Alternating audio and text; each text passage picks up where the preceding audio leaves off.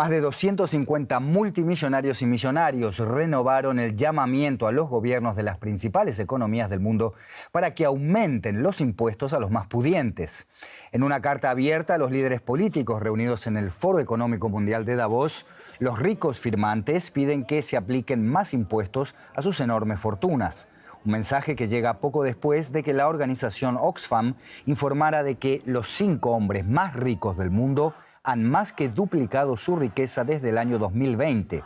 Esta organización asegura que el mundo verá además su primer billonario dentro de los próximos 10 años, mientras que aún serían necesarios más de 2 siglos para erradicar la pobreza en el mundo. Vamos a hablar ahora mismo de este asunto con nuestra corresponsal en Nueva York, Ana Nieto. Ana, no es algo que se vea todos los días. ¿Qué argumentos presentan los millonarios y multimillonarios que firman esta carta para autoflagelarse de esta manera y pedir que se eleve su tributación? Los ricos y los mega ricos que piden una tributación más elevada dicen que su propuesta, de hecho, no es radical, sino una vuelta a la normalidad al tener en cuenta las actuales condiciones de extrema desigualdad y las consecuencias que consideran catastróficas para la sociedad. Aunque admiten que se benefician personalmente de la situación actual, temen que la desigualdad haya llegado a un punto de inflexión con un elevado coste económico y social. Y ni las donaciones ni la filantropía van a poder enderezar un desequilibrio que ellos califican como colosal. Los ricos dicen que una mayor tributación a ellos no les va a cambiar la vida, no perjudica tampoco a los países donde viven y, sin embargo, sí que puede ayudar a tener mejores servicios, infraestructura, educación o sistemas de salud. Una encuesta entre millonarios del G20 revela además que el 74% estaría dispuesto a tener una mayor tributación y, de hecho, también a que se les tribute el 2% de sus patrimonios. Y una última cosa, una reciente encuesta de UBS ha revelado que en el año 2023 la mayor parte de los nuevos millonarios, los multimillonarios, han obtenido su patrimonio de herencia, no de iniciativa empresarial o inversora. Ana, los países con más súper ricos son Estados Unidos y China. Miremos en Estados Unidos, ahí la regresividad o progresividad del sistema fiscal varía según estén republicanos o demócratas en el gobierno. ¿Cuál es la situación fiscal actual? Bueno, Warren Buffett es uno de los inversionistas más famosos y ricos del mundo, el oráculo de Omaha le llaman, y hace años dijo que su secretaria pagaba más impuestos que él. Aunque se le reconoce un carácter bastante socarrón, aquello no era ni broma ni chiste. Su secretaria tiene un salario como el de la media de los estadounidenses, alrededor de los $74.000. Eso significa que su tipo impositivo está alrededor del 14 al 20%. En el año 2021, una publicación especializada en periodismo de investigación ProPublica reveló que Buffett entre el año 2014 y 2018 pagó apenas el 0,10% de su patrimonio y revelaba que los 25 más ricos del país apenas estaban teniendo un tipo impositivo del 3,4% porque su patrimonio son acciones y propiedades no tributables hasta la venta. Ana Nieto, en Nueva York, muchas gracias y hasta cualquier momento. Gracias. La desigualdad es una amenaza para todos los sistemas democráticos del mundo. ¿Quién va a defender un sistema en el que las propias condiciones de vida son cada vez peores? El deterioro de las democracias y la crisis de representación política se extiende a todo el mundo y es un tema que ocupa la agenda del Foro de Davos gracias a la iniciativa de la Fundación Open Society del magnate financiero George Soros. En las elecciones del domingo en Taiwán se impuso el candidato que menos gusta a la superpotencia china, y lo que siguió fue el ruido de sables en Pekín. En Estados Unidos, el expresidente Trump arrolló a sus rivales en la primera cita de las primarias republicanas, y eso a pesar de que él fue el instigador del antidemocrático asalto al Capitolio. Aún hoy, Trump sigue atizando entre sus seguidores el odio y la venganza. Para el presidente de la Open Society Foundations, Lord Mac Brown, el éxito de Trump es motivo de preocupación. Esto sucede tras 20 años de un constante declive de la democracia año tras año. Así que podríamos llegar al fin de este 2024 con un récord de citas electorales, pero con un detrimento considerable del sistema democrático. El futuro de las democracias se debate en el Foro Económico Mundial de Davos. Aquí se analiza el origen de amenazas como la creciente popularidad de los partidos autocráticos. Tanto en Europa como en Estados Unidos, sus líderes aprovechan el descontento con los gobernantes para ganar apoyos.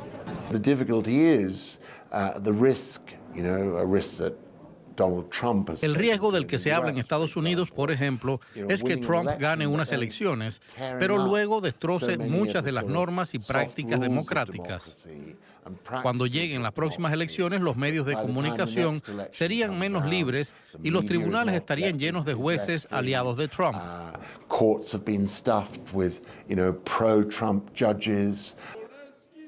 Entonces, como hemos visto durante años en Polonia, los partidos de la oposición apenas tendrían posibilidades de presentar su campaña electoral en los medios.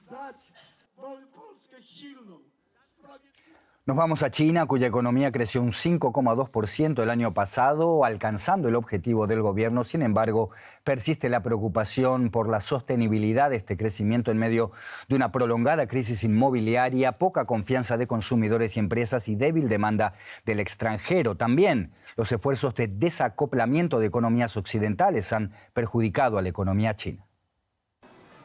Ya sea en restaurantes o en los shoppings, los consumidores chinos se muestran cautelosos. Eso ha impulsado una bajada de los precios por tercer mes consecutivo, lo que incrementa el temor a una deflación prolongada. Los datos se conocen cuando la economía china necesita nuevos impulsos que aún no se atisban. El importante sector inmobiliario está fuertemente endeudado y no sale de la crisis. A eso se suma la debilidad de la demanda exterior. Así, en 2023, la economía creció un 5,2%, la tasa más baja en 3 décadas. Y las perspectivas no son optimistas. Debemos ser claros. Para 2024 el ambiente externo se mantendrá complejo y desalentador. La demanda local es insuficiente. Hay sectores lastrados por su exceso de capacidades. Las expectativas de los consumidores son débiles y a eso se suman riesgos ocultos. Todavía debemos superar algunas dificultades y retos para fomentar la recuperación y el desarrollo económico.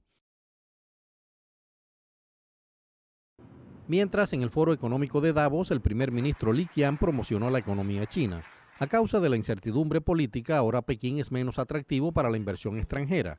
Tras promocionar la autarquía, los líderes chinos abogan ahora por recuperar la confianza del exterior. Vamos a escuchar a los inversores extranjeros, a buscar soluciones mientras sean reclamos razonables. Independientemente de lo que ocurra, China mantendrá su política de abrirse al mundo, abriendo cada vez más su entrada. La realidad, sin embargo, muestra unas puertas que se cierran al mismo tiempo que se deterioran las relaciones con Occidente.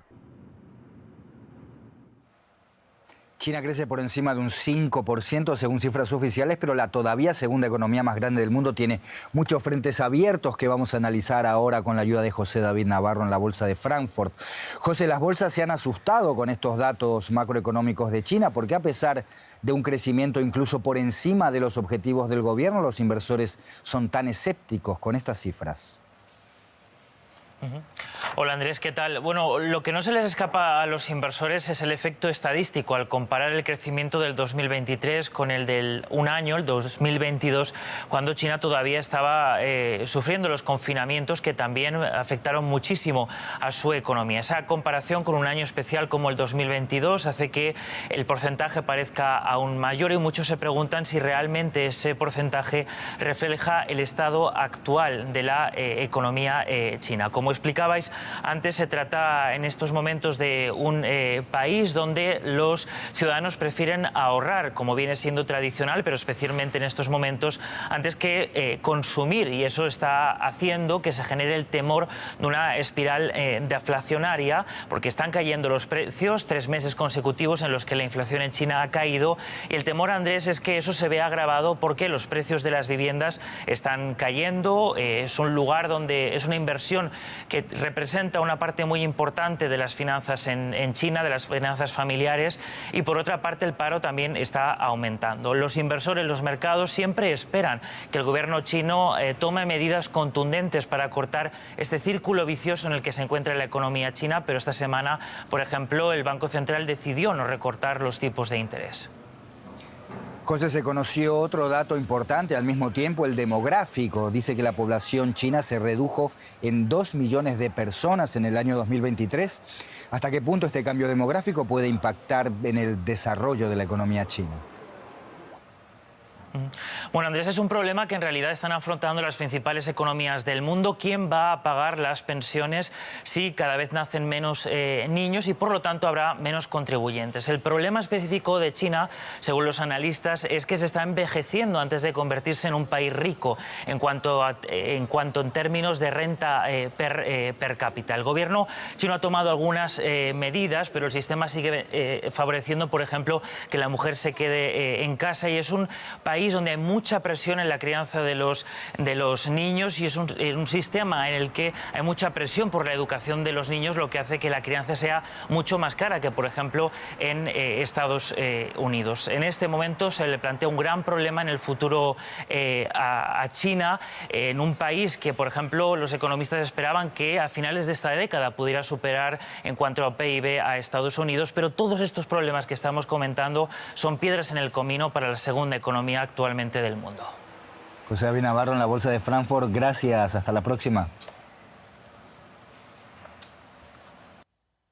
Y contribuyendo al crecimiento de China estuvo la Unión Europea, que publicó sus números de déficit comercial con China, que se duplicó en 2 años hasta rozar 400.000 millones de euros en 2022. Los datos de 2023 se desconocen todavía, pero se estima que son aún mayores. El sector chino que más exporta a la Unión Europea es el de las telecomunicaciones. Se acabó el tiempo para la economía. Nos vemos la próxima. Gracias por la confianza.